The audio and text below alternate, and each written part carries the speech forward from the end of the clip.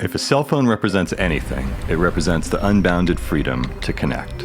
So you wouldn't expect to find them in prison. And yet, 5% of inmates get a hold of them. Inside books, in shoes, in packs of cards. One clever inmate even turned a can of orange juice into a phone with a microphone, a speaker, and a GSM chip. So for those of us on the outside, if we want to use our phones freely, how come we have to jailbreak them? What prison are our phones in? Well, 70% of the phones in the US are designed and made by just 2 companies.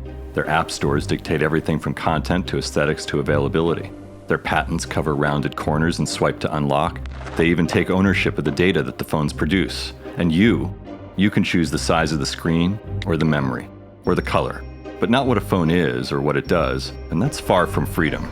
But to imagine a different world, all you really have to do is travel. This is Shenzhen, China. The phone in your pocket, that was made here. But what happens when the people that make the phones also start to design the phones that they're making? Free from concerns about patents or trademarks, really unconcerned about trademarks, or the needs of the mass market. Thinking about what they might like for themselves, their own needs and predilections.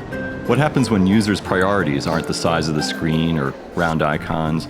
What happens when the phone isn't used for Twitter but for 15-cent downloads of new music? For cultures with frequent power outages, could a phone's battery be used to power other things? If you designed a phone to be open source, what materials would you use to house it? What's a phone for communities that need to pass messages secretly? It might prioritize Bluetooth over the data connection. And if you don't rely on carriers to subsidize your phones, why wouldn't you make space for 4 SIM cards to use as many carriers as you want to? So the question for designers is, are they designing for users or for companies? Because with 6.8 billion cell phone users on Earth, we'd hope that the phones could be as diverse as the people who use them.